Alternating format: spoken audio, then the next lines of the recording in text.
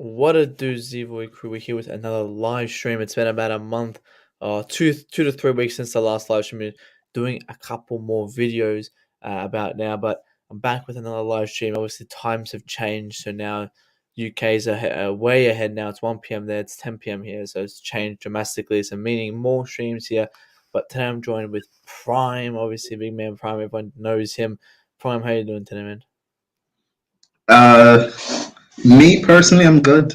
Um, I don't know about other Chelsea fans, how they're feeling. How are you feeling, bro? But I like considering everything that happened yesterday, I'm good.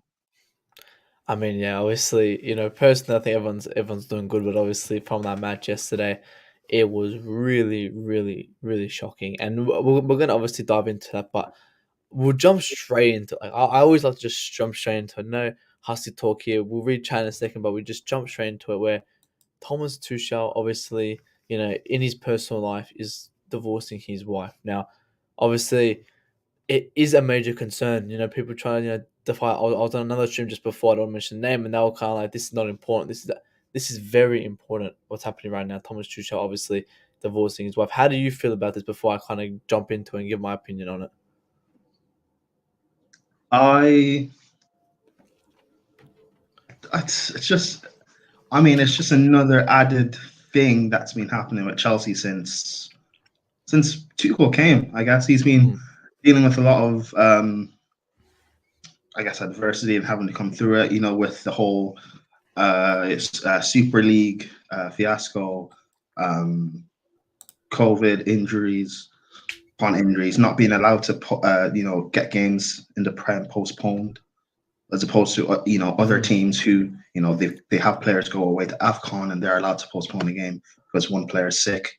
Yeah, we've been dealing with a lot, not being allowed to actually get targets he wanted. He wanted Hakimi.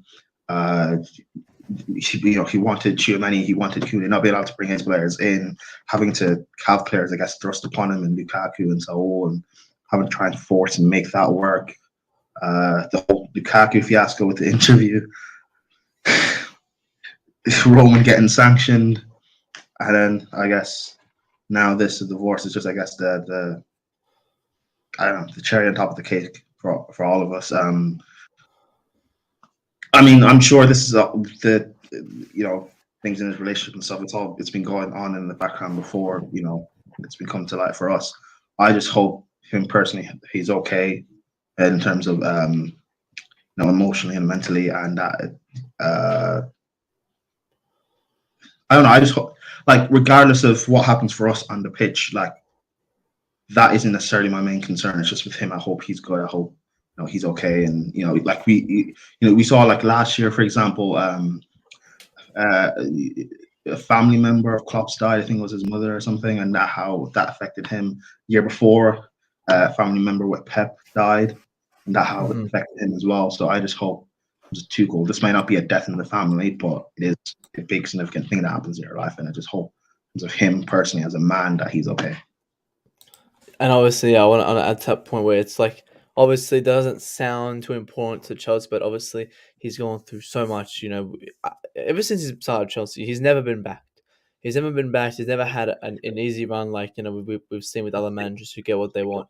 As you said, he didn't get the players he wanted. He didn't get Tuchel, he didn't get Kunde, he didn't get Haaland, the players he wanted. He got backups, he got secondaries, and obviously, we moved past that, and he pushed through it. He pushed through it, and look at the spot we're in. So obviously, hopefully, he just continues to focus on that pitch, get the results. Obviously, yesterday, it was a wild day for everyone. I mean, yesterday, we were getting through sanctions. We just got back from World Cup, and then qualifiers, and then obviously Tuchel had his incident. So everyone was suffering from something that day. But we'll get to the overall about the game before we deep dive into significant parts. But what was your overall thoughts on the game yesterday? 4-1. Just give it a brief overall. I don't. Just in terms of the result, or do you want me to think in terms of, do we want to talk about performances first, or just the result? No, just the result, and then we'll get into performance. Yeah. Just the result. Honestly, I'm not too bothered. Okay, no one take that out of context. Obviously, you don't want to lose and stuff, but I'm thinking at it. I'm looking at it the same way I looked at it last season. You know that running we had towards like the end where we had to face FA Cup games and Champions League games and just try and secure top four. Um, I kind of knew we would secure top four anyway, so I wasn't so much worried. Like we lost 5-2 to West Brom, and you had rival fans freaking out and saying, "Oh, you know, it's just a little purple patch for Chelsea. It's not coming apart. Tuchel's a fraud. Yada yada yada." We lost 1-0 to Arsenal as well. Same thing happened. I wasn't too fussed in both of those results. I know Arsenal are our rivals, but I wasn't too fussed losing because if we get those losses and mistakes out of the way, and it means we can go and win the FA Cup, go win the Champions League. My thought process last season is it doesn't really matter because we'll get top four anyway.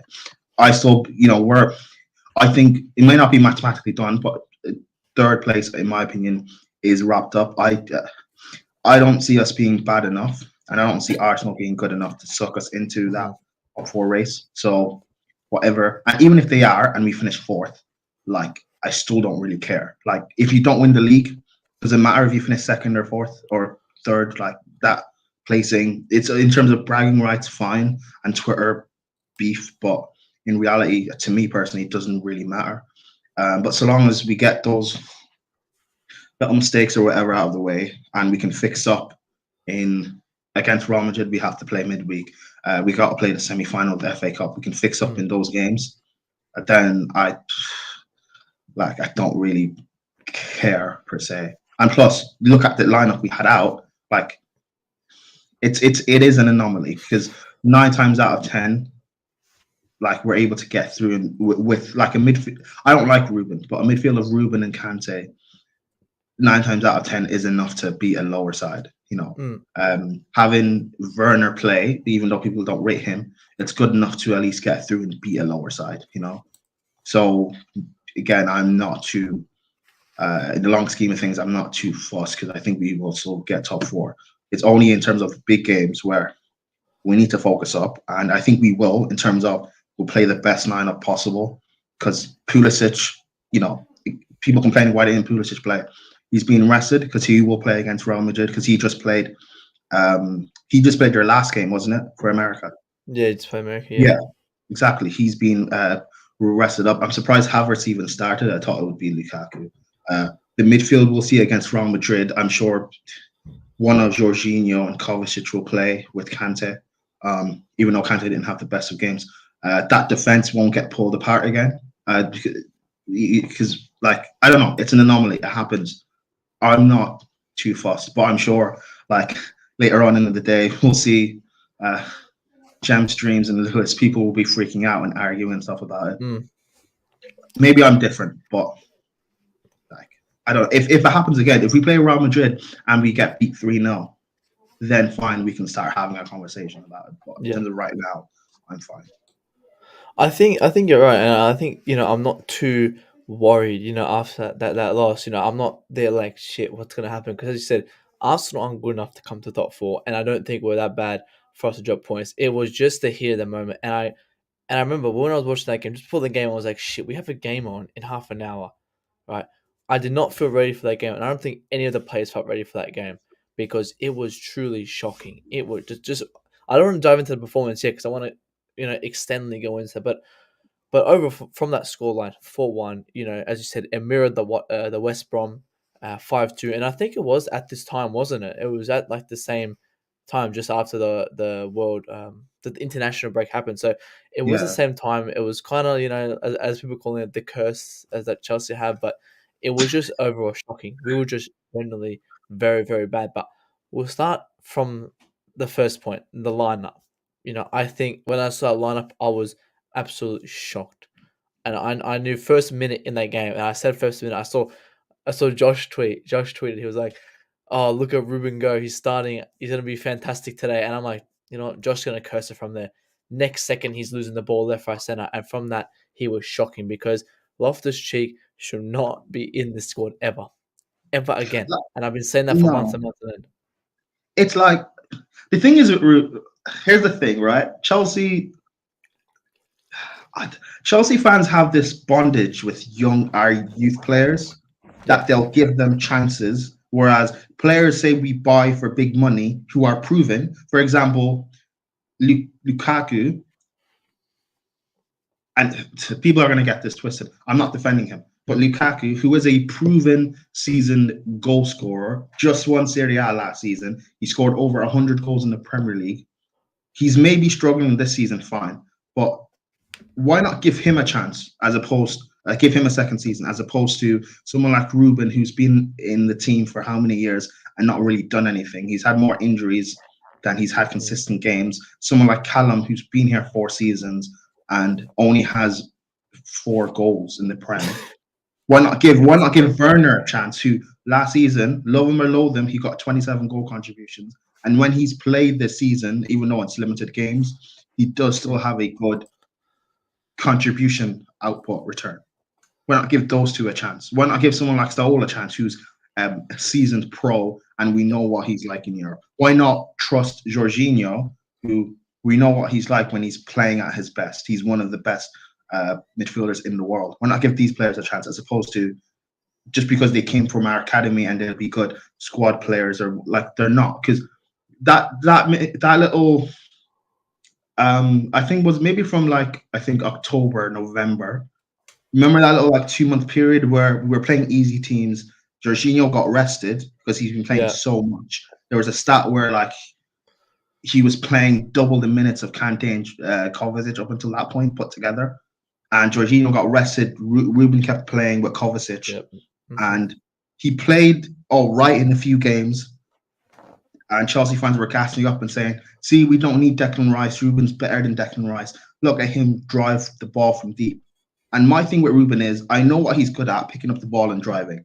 But if he's not doing that playing in a 3-man midfield or playing, I assumed if he's in the squad, he'd be playing in one of the forward 3 positions and kind of doing what Mount does, drop into midfield and pick up the ball and drive.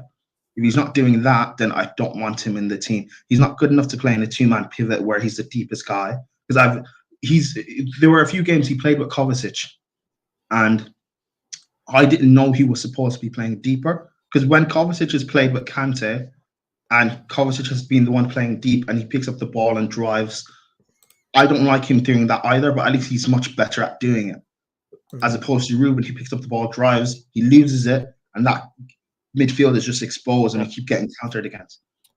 But people when Jorginho's there, he sits and he'll protect, and he may not play forward balls all of the time, but he's controlling the game. And if Jorginho was in the midfield against Brentford yesterday, I don't even think we lose that game, because we don't lose control of the midfield. The game was so hectic because we were losing control in the midfield, and Ruben was at fault for one of the goals, and Kante, second goal, and Kante was at fault for the third as well. With Jorginho there, we don't lose control in the midfield, so I doubt those goals would have happened. Maybe we still would have lost the game 2-1, or we would have drawn the game, fair enough. But we don't get battered like that, and that's because we have Ruben there. And if we had bought, even if we had kept Gilmore, because I think he's better at controlling a game, but if we had bought if we had bought Chouameni last summer like we were supposed to, it would have meant Kante would have got a lot of rest this season. Kovacic would have got a lot more rest. They both would not have got us injured as much. Jorginho would have got a lot more rest, and those players would be allowed to play to their peak optimal condition, which would allow us to say maybe sell Jorginho now this summer, because Chouameni's had a season in the Prem to learn off these guys, and he's now ready to play. But we didn't do that, and we only have 3 top central midfielders, and we're now going to a big Champions League game where they're both not playing. 2 of the 3 are not playing to their best ability, and that's down to that's down to not having a director of football. But Chelsea fans will want to blame Jorginho and say, just sell him and bring in Gallagher. Gallagher, who, as good as he's been for Palace, he's not good enough to play in a 2-man pivot and control the game. Chelsea fans will want to. I really like Declan Rice. I've rated him since he was in the academy for West. He's come through at West Ham and he played in the youth level for Ireland. But he's not good enough yet to control games. He needs to learn off someone, and the best at doing it is Jorginho. He's not going to Kante doesn't control a game like that. He loses the ball more often than he keeps control of it. Kovacic, his game is not controlling a game and dictating it. Jorginho has to learn how to dictate big games, how to dictate games, because as great as it is breaking up play and giving it 5-yard passes or learning how to dribble through players, you need to control a game. We need someone to control our games, and we can't have Thiago Silva just doing it all the time. He's playing centre back. He's not supposed to be controlling our games. But Chelsea fans don't understand that. But yet they'll praise Thiago at Liverpool and say how amazing he is. They'll praise Verratti for PSG. They'll praise Modric, or they'll praise Cruz, or praise Casemiro. They'll praise Fabinho, or praise Rodri. What's the difference between what they do and what Jorginho does? Like, there's a reason Pep wanted Jorginho. There's a reason why Jorginho. There's a difference. Yeah. There's a difference between them. I know Italy didn't make the World Cup, but there's a reason why he was one of their most important players at the Euro. Like, this guy is quality, but our fan base is too blind to that. But when he leaves in the summer and next season, we'll have games that we can't control. You know, like that 2-2 game we drew against Liverpool. Chelsea fans praised. I didn't like that. I don't like games that are so hectic that we have no way of controlling, because more often than not, we will lose.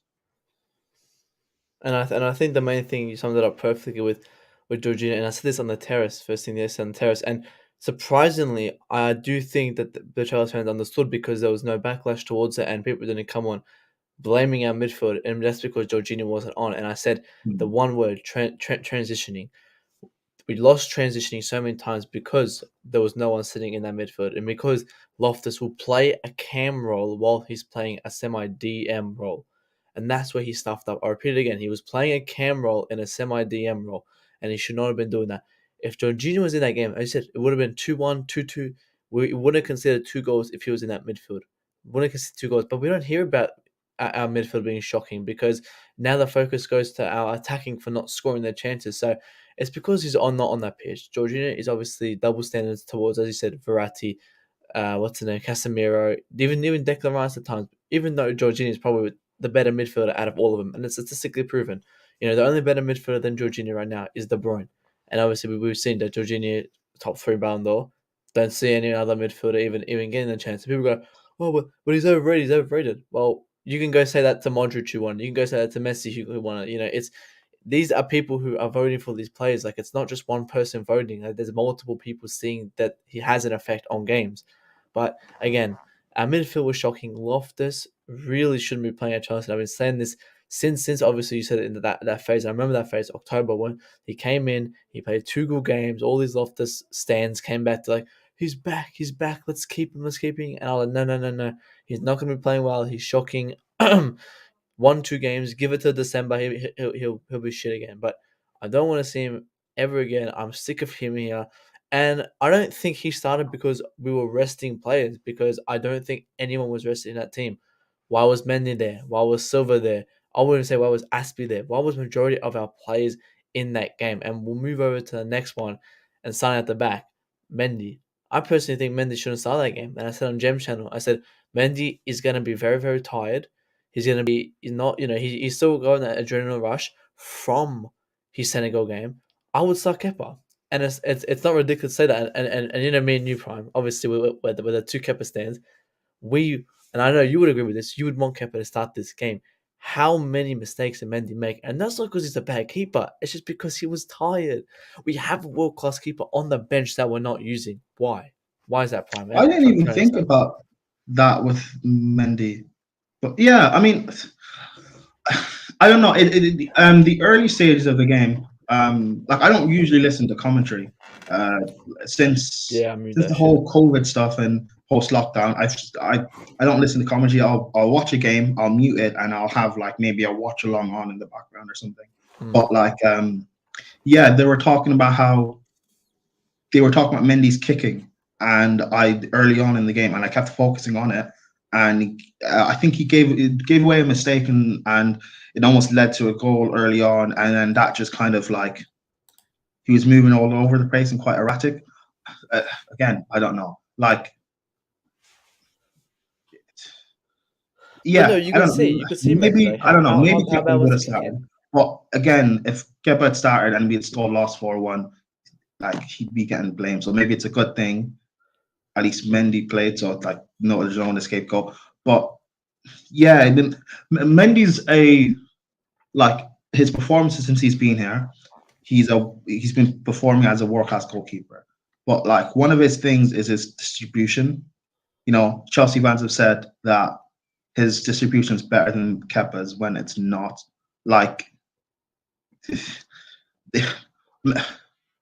I don't know. That's something Mendy needs to really improve on. Like That's his weakness. there Yeah. are times when it's good, when it's okay, but like, a lot of the times he makes mistakes like that, or the mistake he made against Man United, where he kicked the ball directly to Fred, and luckily it was Fred, and he decided to shoot, then pass it to Ronaldo for an easy goal, or against West Ham, uh, even though it was a back pass from Jorginho, but that was something Mendy should still have been able to handle. Like there are mistakes like that have happened, and majority of the time they haven't really cost us because Mendy can recover. But like you can't be making those mistakes, you know. And it's weird because you'll have, for example, the Champions League final. That goal started because he played the ball out to Chilwell. Yep.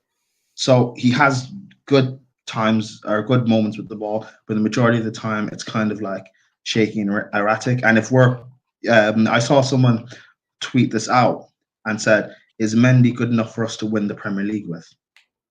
Because obviously, like look at David De Gea from Man United. Even though Mendy's better than him, but De Gea is a world class shot stopper. But in terms of playing out with his feet, he's horrible with it. And maybe in this day and age, you need a ball playing goalkeeper.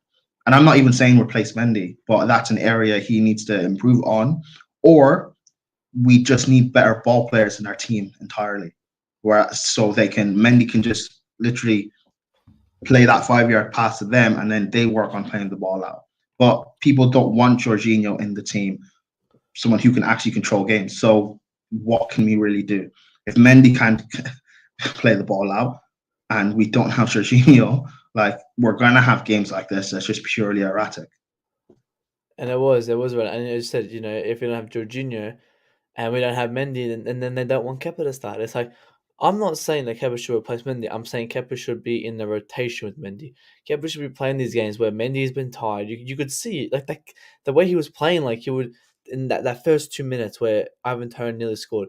You could see he kicked it and he was just like walking back, like, oh, I'm tired. I'm gonna take a chill pill. Like he's tired. I don't blame him. He shouldn't be starting this game. And as I said, he is a very bad ball kicker, and he needs to work on that. That's his weakness. That's what players, opponents pressure him more. That's why you always see people pressuring him. Like when we saw yesterday, Toney. Why was he in that position? Because the coach telling him pressure Mendy. When he's under pressure, his kicks are horrible. So we'll have to see with Mendy, and obviously I'll sign from the back. But I'll read some of the chats that we've had today.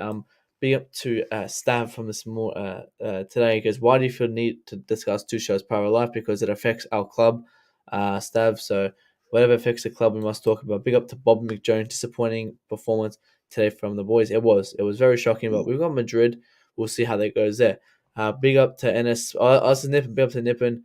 Nippon, shoot me a message. I'll get you another time. Are you home, Nippon? Are you home right now? He's probably out. He's probably in the car or something. I don't know, somewhere. But big ups to you, Nippon there. But obviously, yeah, we had Loftus and Mendy. Now another one who should be signed was Silva, because I said this as well. When Silva isn't playing his best, our whole defense isn't playing their best. He is the glue to our team. Like, look at it. Yesterday, he was quiet. He again another player who was tired. He's exhausted. I would rather start Krusty. Honestly, I would rather just start him because Brentford's not a hard team. The only reason we lost that game was because our players were tired. They had no intensity in that game. Look at Silva. He didn't play well, and look at everyone else. They didn't play well either. Rudiger, unfortunately, didn't play well either, and you can't hope Aspie to play well as well, and Alonso. But overall thoughts on Silva, because I think it's not much to talk about. Like I'm trying to figure out points, but I can't because the only reason is he was tired. But what were your thoughts on Silva? I didn't keep up to date really with Brazil, so I don't know how many games Silva played with them and stuff. But I don't know. I think it's with no, and I don't know what the stat record is on this, but when Rubens played in midfield with no Jorginho. Has Thiago Silva played the majority of those games? I'm assuming because like he seems to be the one that is taking the onus to control games and play out with it. So I'm assuming that's why he started as opposed to Christensen. I don't know. I would have. Yeah, maybe you're right. Play Christensen. Even I don't rate him highly, but even play Chalobah as well Mm. in terms of like these guys because I don't. I'm assuming Reece James is actually fully fit now and he can start against Real Madrid. But Yeah. again, I'm not. Even before I knew about the divorce thing, I didn't really blame Tuchel much on the lineup. Like it's something like with players already out, kind of injured or they're known to be injury prone or trying to rest players for bigger games. Like I understand, like Jorginho not playing, understand Kovacic not playing. Mm. I would not have played Thiago Silva probably, but again, I get it with no one else in midfield to control the games. I get James not playing. I get Pulisic not playing. So there's no, again, the lineup is good enough to beat Brentford. So I can't blame Tuchel much. It's not like we started with 2 or 3 or 4 academy players. These are players Yeah. who like again, Ruben in midfield who gets hyped up and praised. We had Kante playing in there who the mistake he made for the third goal, he shouldn't be making that mistake. We had players in there that are good enough to not concede against Brentford and to score more than one goal. Havertz had a poor game yesterday. that stuff that's not getting spoken about. Ziyech Well, had take away the ratings as well. Like, don't look at these ratings. I don't know what they've been putting up, but yeah, continue. Yeah, but Ziyech had a good game to be fair, and he probably should have scored. There was a chance he had that was kind of looping and like on another day that probably goes in. So like again, there's not and Werner was bad, but yeah, like whatever. Like I can't really. I don't know. I'm just kind of like I'm not angry enough to really rant, and I don't I'm not really fussed. Like if I like I don't know if we lose against Real Madrid and then we lose, is the weekend? Is that the semi-final? Then we've Right? got Southampton, pretty sure. Okay, Yeah, so with it's Jay. not okay. So if we lose against Real Madrid the Yeah, first time, and we lose Southampton. against Yeah, Southampton, Southampton. then Yep. fine, we can start to freak out a bit and overreact. But as of right now, at least for me personally, I don't really like it is what it is. What it is. Like we're fine. We'll beat Real Madrid, and all of a sudden everything will be fine again. So it's not.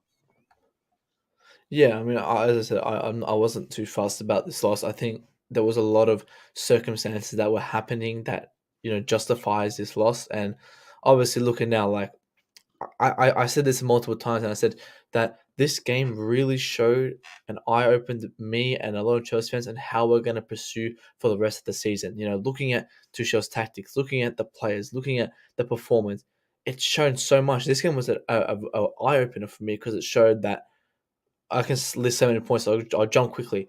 That I don't think Kepa's going to be ever starting again. Werner, I don't see him on that pitch again. Silva is the glue to our team. There's just so many points that really showed from this game, and it was a wake up call. And as a lot of us Chelsea fans, we don't know how to react because we don't lose often. Like we don't lose like this often. Us and Liverpool City, we don't lose like this. So when we lose, it's like we're shocked. We don't know what to say. Unlike Arsenal fans who have their muscle memory on what to say when they lose. But we're again looking at here now. Go over to Mount. I mean, Mount. I don't even know. Mount was just Mount. Like he has those games where he's just nowhere to be seen. Like I forget he was on that pitch, but he wasn't the worst part on that pitch. But what's your thought on Mount, and how do you see him going in the future games? The Chelsea I want, or I think I'm assuming the Chelsea we all want, the Chelsea that is, the best or one of the best in the league, one of the best in the world. Mount doesn't start in week out. He's more of Yeah, like kind of like a squad player, rotation player. He's part of the 18 or part of one of the first players you bring off the bench or one of the first players you kind of rotate someone with. Like I don't know, you'd rotate a Kovacic with maybe, or you rotate a Pulisic with or something. But he's not a starter for me because like we I'm not sure if you watched GNA TV yesterday, but I was on there and Rams was saying that Chelsea fans say Mount is an 8, but is he not more of a 10? He's not creative enough to be a 10. And even then, in this day and age, 10s have died out. But he's not creative enough to be a 10. He's not a De Bruyne. He's not an Ozil. He's not a Mata. He can't play deep in a 2-man pivot because he's not defensively astute enough. I don't think he's disciplined enough to stay deep. And even doing, for example, like when Kovacic and say Jorginho play, and Kovacic, he's the one that kind of, he's press resistant. He can kind of dribble the ball out and carry it. He can do the dogged work. I don't think Mount is better than doing that. Kovacic. Maybe Mount will grow into that, I'm assuming, but I think he's best playing in a 3-man midfield, but we don't play a 3-man midfield. We don't play a 4-3-3, so he can't play in the 2. And I think when he plays as part of what he did last season, dropping from the front 3 into midfield and carrying the ball and doing that sort of work, I think he's probably best at doing that. But we don't do that as often now for some reason. Maybe in bigger games we will. So we'll see maybe against Real Madrid. But he's just been so poor this season, regardless of what his individual stats say, that as of right now, I'm against Real Madrid, I would start Ziyech ahead of him. Yeah. My front 3 against Real Madrid would be Ziyech, Havertz, and Pulisic. Yeah, I mean, Mount, as you said, you finish off and then. No, yeah, that's I don't know. That's all I really have to. It's again, and when people say he's one of our best players, he was our best forward last season and the season beforehand, that is not something that fills me with pride and joy because our forward line was poor last season. Werner was our top goal. Had our top goal contributions last season by a country mile from everyone else. So I'm not going to praise Mount when Werner gets all the stick, and Werner was better than Mount in terms of goal contribution. The season beforehand, Mount got praised, but I don't think he was better in our forward line than Willian, for example. He wasn't better than Pulisic either. But because he's from the academy, he gets all this praise and love. But I can guarantee if you forget the fact that Mount's from the academy, and if he was some random player we signed for 50 mil from the Bundesliga or League On or whatever, Mount would be getting stick. He'd be getting his fair criticism. And that's all I want. I don't want, I don't want any of our players to really get abused. But just give them fair criticism when it's due. Kante's been poor this season. Let's just be fair and just criticize and say that. Because if we can say Jorginho's been poor, which at times he has, Kante's also been poor. Mount's also been poor. Let's just be honest in saying this sort of stuff. It doesn't mean these players are bad, but I hold Kante to a higher standard than I hold Kante to a higher standard. I do Jorginho, and I love Jorginho. I hold Mount to a high standard because he's meant to be our best player or one of our best players.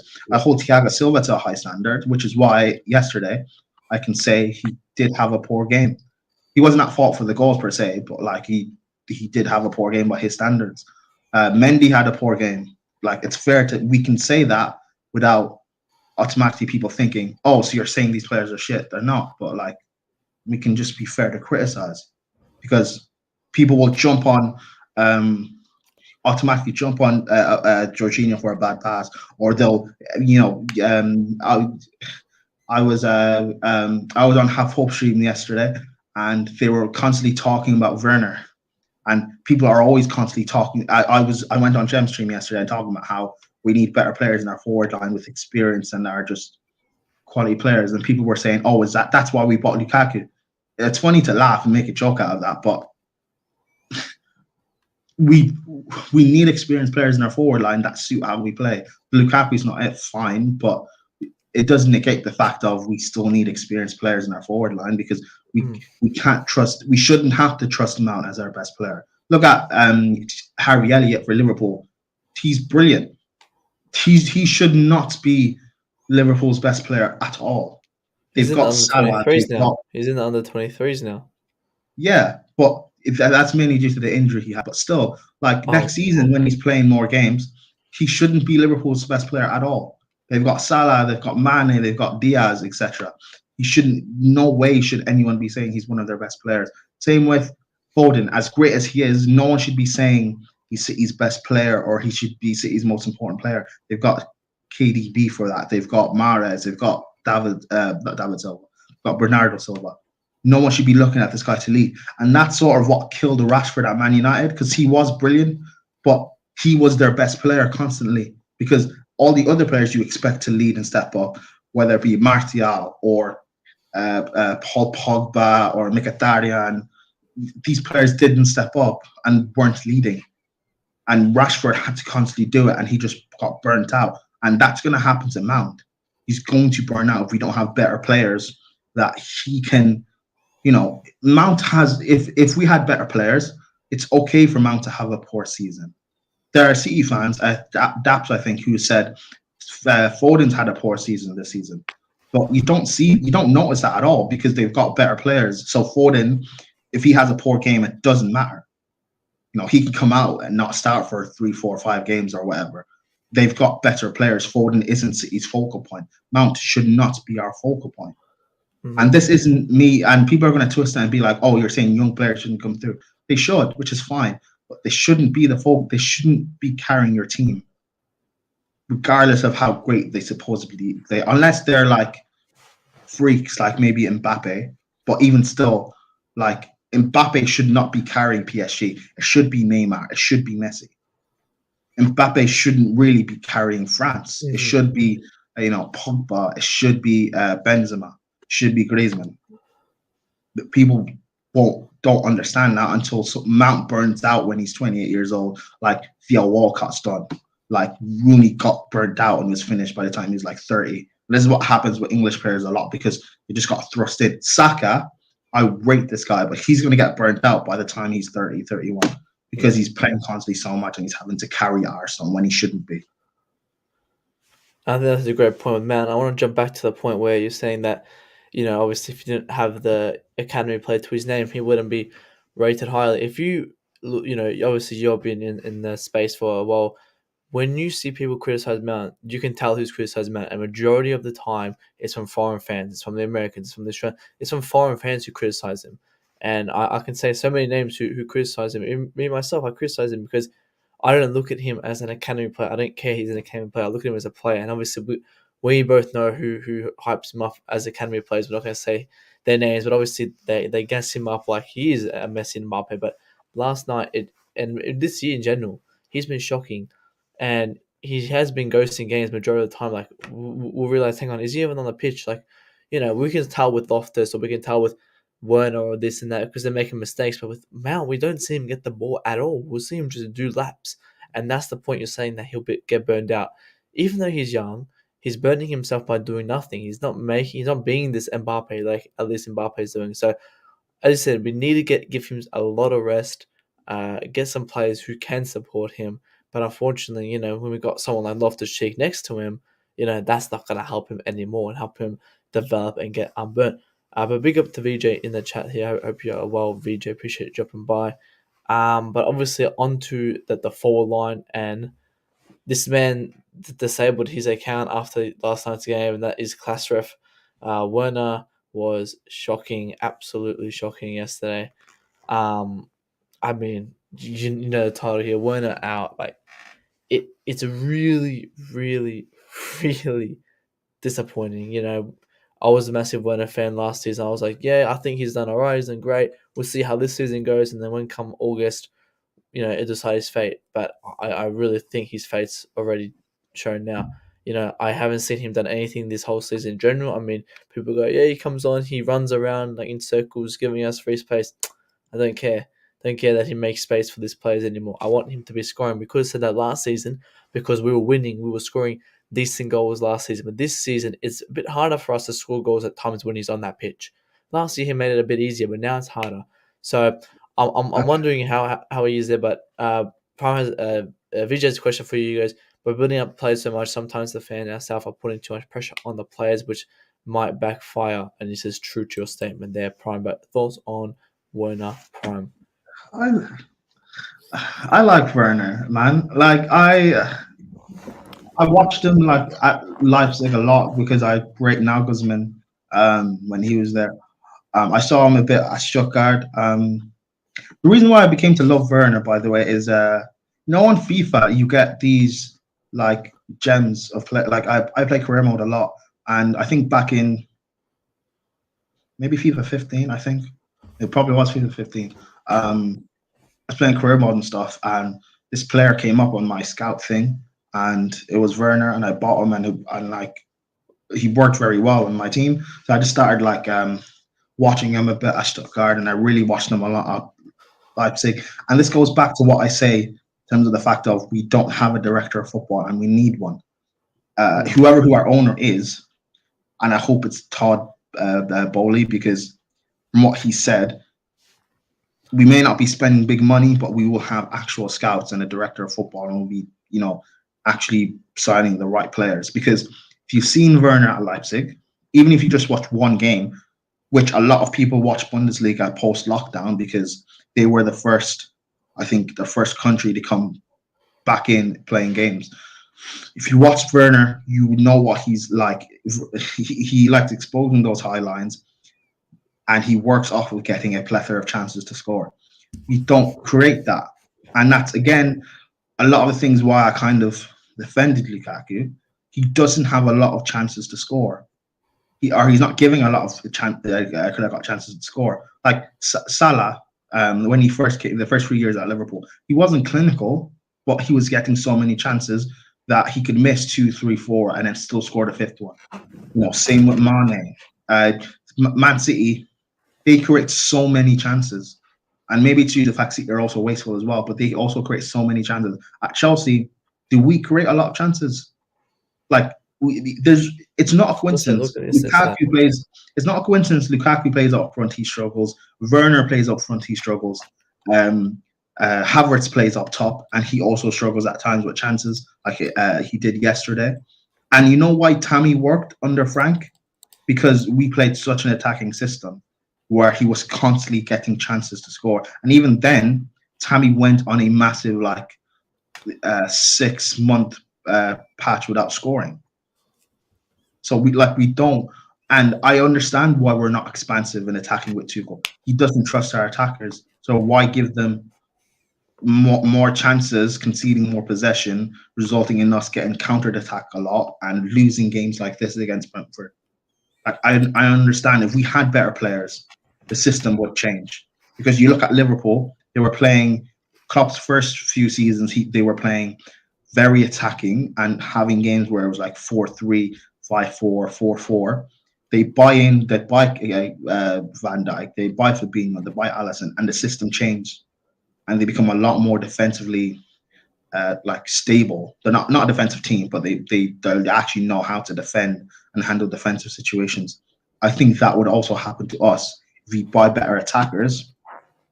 How we attack would be a lot better. Mm-hmm. But people will want to, again, they'll blame Jorginho for not giving forward passes. But if I play in the similar area of the pitch Jorginho does, I'm not going to spam a forward pass if I don't trust Werner to score, or Mason Mount to score, or Havertz to score, or Pulisic or Callum, because none of these guys are clinical. The only clinical striker or forward we have, funny enough, is actually Lukaku, but he doesn't suit the way we play, and we don't create chances when he plays, and he doesn't really move around much when he plays. So it's kind of pointless him being here. So the only forward in front of goal you can trust is Lukaku, but he doesn't suit the way we play, and we're not adapting to him, which is fair enough. Then what can we really do? It means we almost have to create a perfect chance to score, which that doesn't always happen. Or Ziyech has to pull out a moment of magic where he shoots from range, or I don't know. Like we do need better forwards, because look at this stat. Look at this stat here. Shots on target 8-6. We were 1, they were 4. I think that sums up perfectly, don't you think? How shit our attack is. Yeah. I mean, again, that's like And that credit to Brentford, they've been good this season, but like again, shouldn't be happening. And if we had it, this goes back. We have a director of football. We have an ethos in the way of playing. Since Eminano left, like the players we've been signing, like we waste 100 mil on Lukaku because we need a striker or a goal scorer. We waste 50 on Werner because we need a goal scorer. We waste how much was Ziyech, 35 or something, because Yeah. we need an elite experienced creator. We waste 40 mil on Bakayoko because we need a midfielder. We waste 40 mil on Drinkwater because we need a midfielder. How much money is that? Is that like 300-400 mil That's I wasted? think it's just over a mil that we've wasted. Yeah, we've wasted on goals on two goal scorers, a creative midfielder, and two, like, I guess, defensive midfielders. That's a lot of money just wasted. Like, for even 50 mil on Chilwell, who I like, by the way, and I wanted us to buy him, but there were cheaper options we could have bought that are just as good, if not better. Grimaldo, Man United went to Portugal and they bought Tellez instead of Grimaldo. He was cheaper and much better. We could have bought Tagliafico, who's quite good as well. He's experienced in Europe. Like, and I'm not. This is not me hating on Chilwell, by the way, but it's just showing that we need to scout better. We need to work, We're rushing. Yeah, because we're trying to spend like we just waste money. Even the 72, like, for example, we spent on Kepa. Alisson, that we wanted to buy, who was, I think it was 60 mil, but we were wasting around haggling on some sort of stupid finance thing. So we ended up rushing and spending 72 on Kepa, who I doubt we scouted properly, by the way, as well. We when Conte was here and his second season, he wanted Lukaku, who we've now seen that Lukaku and Conte are a brilliant partnership together. But we were haggling around and we ended up panic buying in Morata. Like, we do this too many times, and it's going to cost us now, because we're now going to get an owner who isn't going to be willing as much to splash money. Oh, we spent 50 mil on Werner. No, I'm not buying you Lukaku for 100 mil. You spent 40 on Drinkwater. Okay, I'm not buying a Bakayoko for 40 mil as well. You have these players, make the use of them. Look at Liverpool. Like, do you think if Fabinho had flopped, he would have been given another 60 mil to spend on another DM, or another 75 mil to spend on another centre back if Van Dijk didn't work out? No. You make use of what you have. If you're buying the wrong players and we're spending big money, that's your problem. I'm not going to fork out another load for you to buy poorly. And that's what happens with Man United. You know, they spend poorly on big players, but the manager is not allowed to rectify that. And I don't want to end up being like, or end up being like Arsenal. They spend 72 mil on Pepe and they can't rectify that, or they'll spend, you know, whatever on Lacazette or whatever it may be, and they're not allowed to rectify those decisions. Like, I want to be run properly, where we have a director of football, we have an ethos. Because if Tuchel eventually gets sacked, we need a manager that suits the mold of what we want. We don't, not that he gets sacked and we bring Diego Simeone in, who's a different style of play entirely, and he needs his own set of players. And then he gets sacked, and then we go get Nagelsmann. Like, we need an ethos. And if that sort of style is what we want, which is fine, and when Tuchel gets sacked, we need someone who continues that. We need to buy players that continue and suit that model.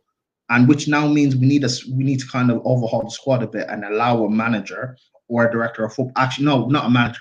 We need a director of football to build the squad.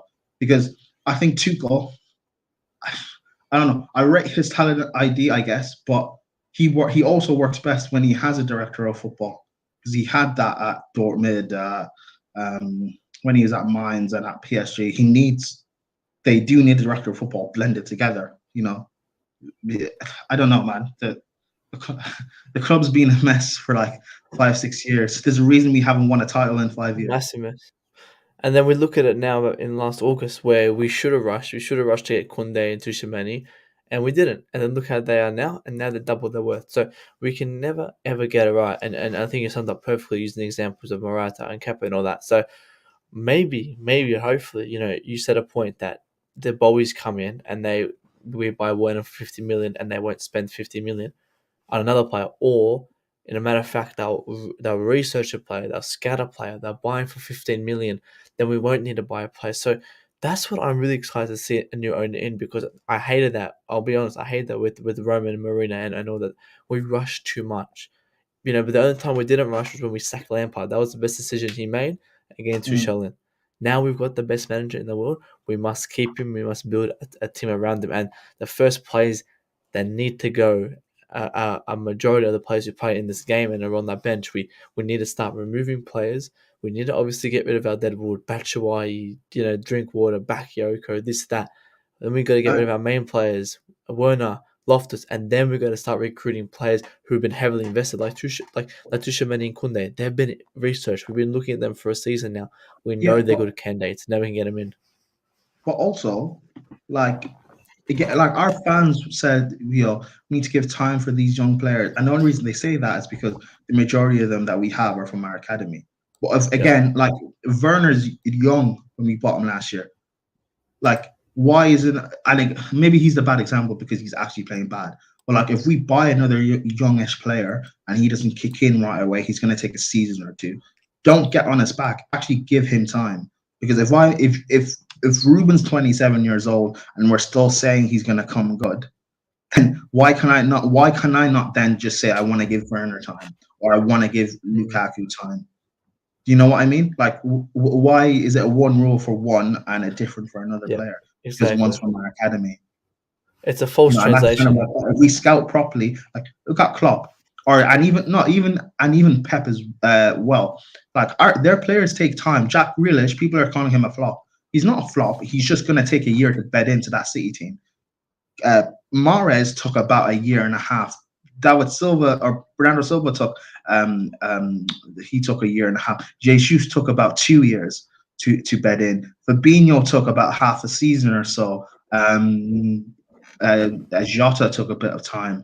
Uh, these players take time to kick in, which is fine. It's understandable, but don't get on their back if 10 games in they're not doing so well or they haven't scored or whatever. Like we can't just do it because mentality, getting on players' back and giving them abuse, that doesn't help at all.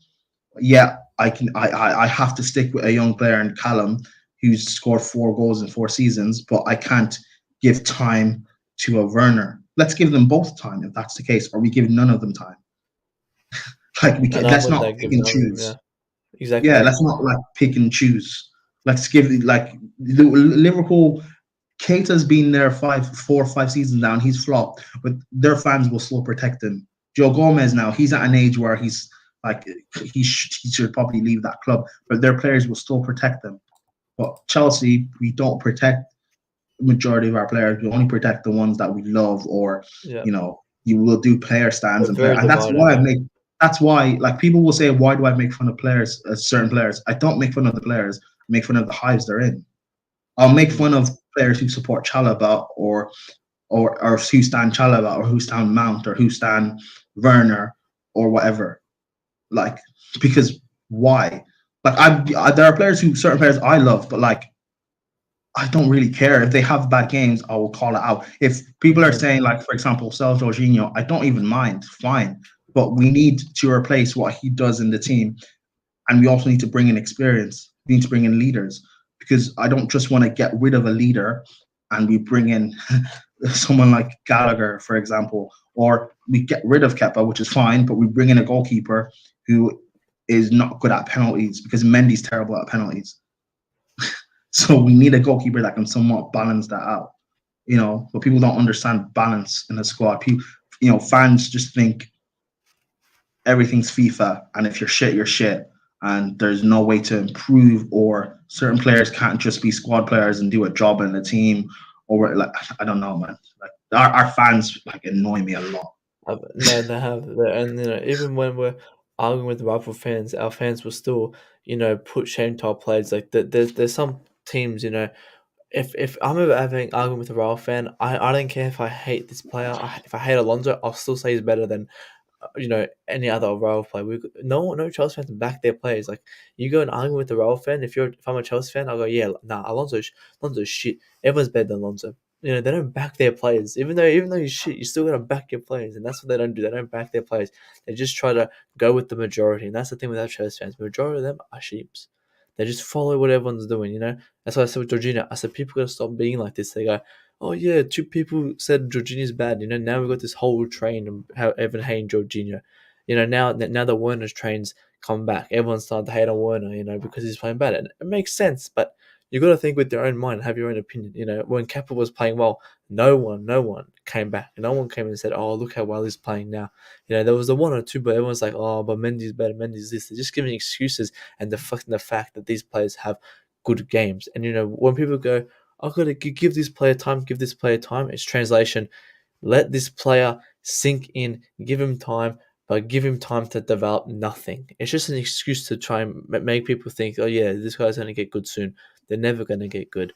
And Werner, we've been saying give him time, but I think his time's up.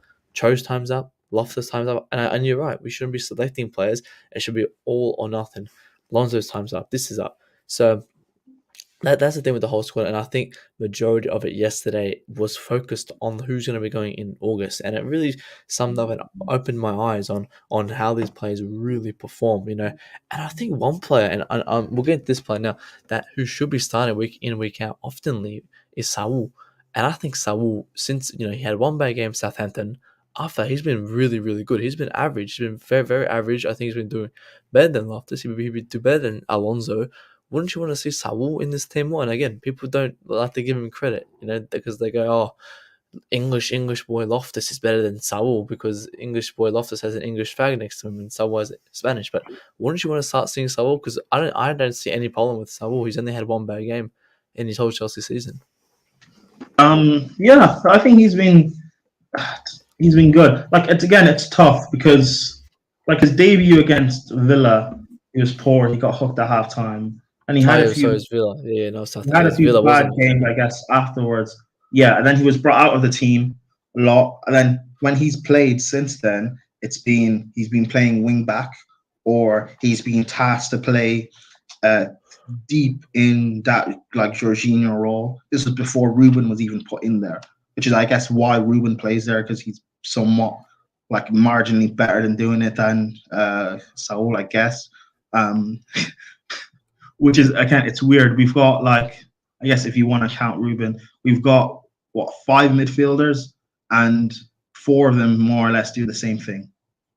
Yeah, it's very weird. We don't have variety in how but yeah, it's I think Saul should be given more chances. I thought he'd be a lot better than he's been. However, he hasn't been as terrible as Chelsea fans would like to make out. Like he's been tasked to having to play left wing back, which is not his job role. But because Chilwell's out and we don't have a quality backup not quality backup. Alonso's good, I guess, but he can't play 2-3 games a week. So Saul's had to play out there at times, and we've had a lot of injuries as well. It's been tough for him. But I think similarly, Kovacic's first season in the Prem was not necessarily amazing, but he grew into it the following season. So if we choose to buy him and exercise that buy clause, that maybe, but I don't know. Like would I rather? I think he needs more chances first, but like it's more on the point that he should be given these chances before we even extend it. Yeah. Because he hasn't been playing that bad. Like I think he'll be better than Alonso and Loftus. Yeah, he has. Well, at times, yeah, but it's like we need to give him a Chelsea fans won't give players time. It goes back to that. They'll give time to the wrong players. They'll give them to the wrong players. They'll give them to Werner and Hansen, but they wouldn't give it to Kepa. They wouldn't give it to Saul. It's selective. It's selective. And I'm not even saying necessarily Saul deserves the time either. But it's like if you're gonna say players deserve time, say that with everyone or with no one. Like at least like I'm kind of like I'm not ruthless, but it's like I'm very critical of young players because everyone says every young player is great, and if everyone's great, then no one is.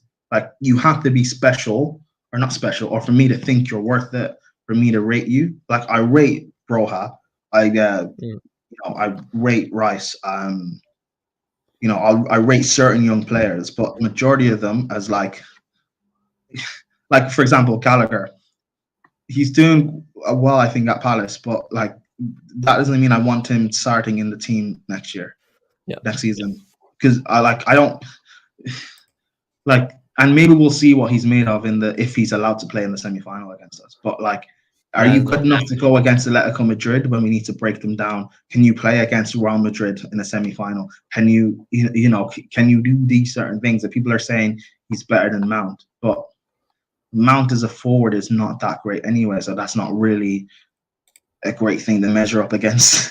Do you know what I mean? I'm sorry. I'm just reading something quickly. It's saying the Ricketts family have given their commitment to Chelsea on what they would do if they do take over the club. I want to just quickly get it up. I'm just giving a quick read now, but I'll read it with you because, I mean, apparently, and I just saw Worldwide Chelsea, obviously Sadiq tweet, is that it's looking like the Ricketts are winning some of the fan base over from this, which is quite embarrassing. But they make no changes to the club's badge or crest without the consent of supporters. Wow. Now participate in Super League and always protect the integrity. Chelsea FC commit the resources necessary. Trophies, investing, first team experience. Wow. Putting diversity and inclusion at the heart of the club. Fight. Wow. Creating an adversity commitment diverse reputation to ensure our decisions are informed by former men's and women's first team player, members of the CST and Chelsea which owners and influential community leaders. Explore every option to redevelop Stamford Bridge and do everything in our power. Match the current commitment Chelsea women's, continue the virtual of foundation. Wow. If this was given to me and I didn't know who wrote this, I would say this is fantastic. I'll be completely honest. If this was an anonymous bidder, I would say this is fantastic. Now, this obviously gives mixed emotions. I wouldn't want someone who has these type of obviously opposition views to the point number 4, and then they say that they're going to uphold this, which is, I think it's going to be very, very false. But this is from the Ricketts Prime. What are your thoughts on this? When did this come out? Just now, 2 minutes ago. No, but was this posted 2 minutes ago, or like when was this created? Or it was posted. I don't know if this is from an interview or whatever. But when was this? No. So they give their commitment. Hang on, wait, let me just. So it's like a list that they, and then it must have just got shared now from a journalist. Oh, okay. Yeah, but when was this? Like, yeah, but when was this made from the record? Like, when was it given out from the record? I would have said recently. I'm not sure. All I know is it was just posted. 3 minutes but again, ago. Like, was this done because of the whole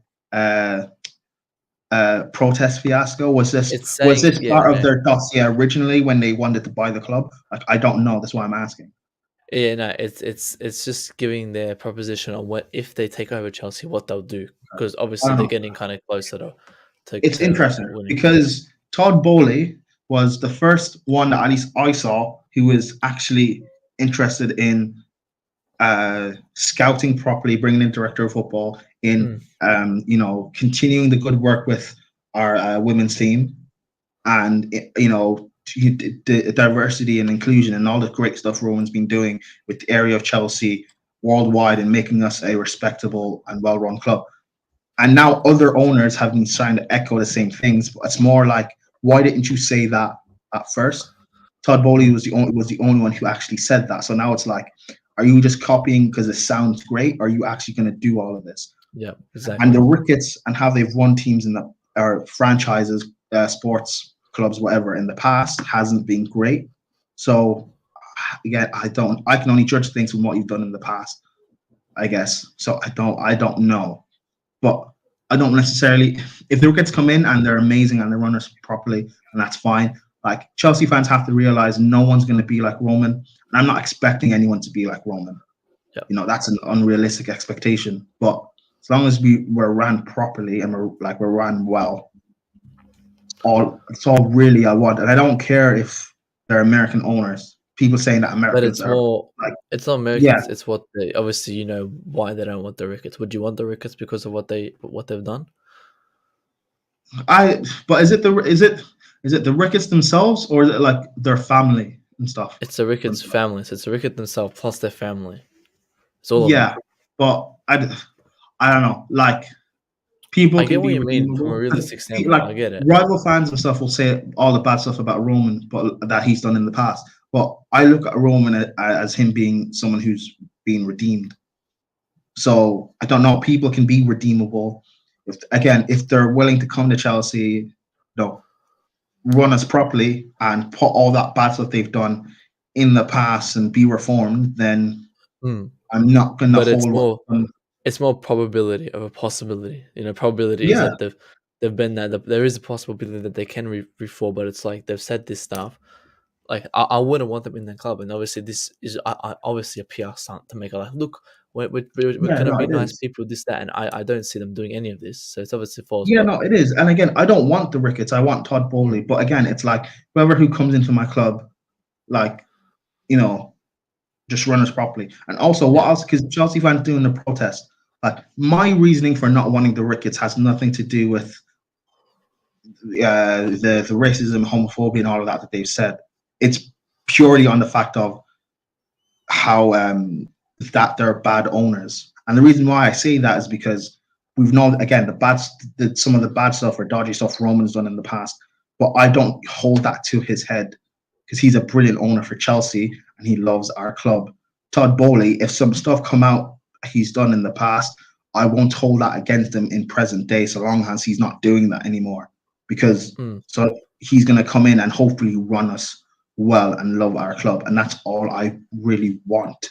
If you've done bad stuff in the past, so long as you're reformed or you're on that path to being like reformed or you're not doing that anymore or whatever, then I'm not going to hold it against you. I'm not going to, and that's why I say that because like, if we get, will Chelsea fans protest about Bowley if some stuff comes out that's a bit, dodgy?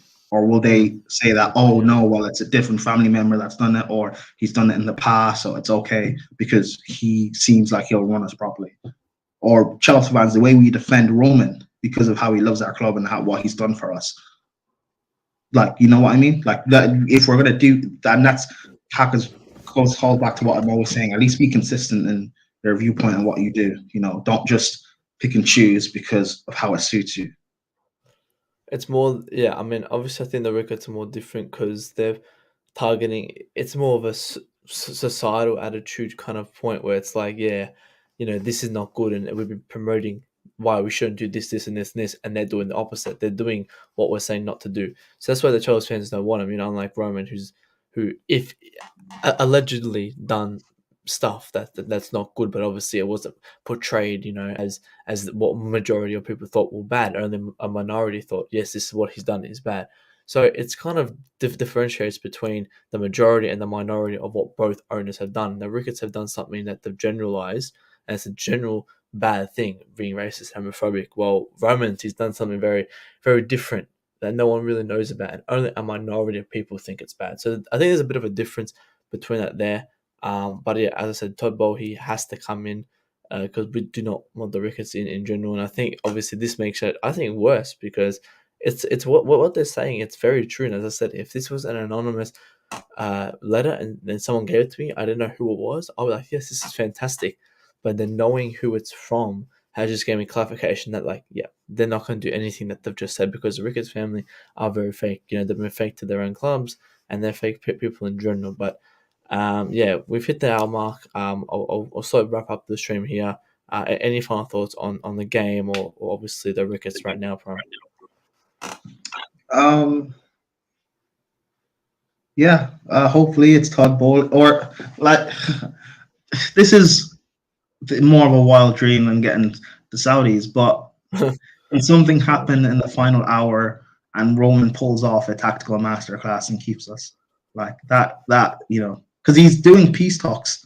So, and you look at America, they haven't sanctioned him. The Ukrainian president has talked about how Roman's trying to organize these peace talks and stuff. Like, if something happens and,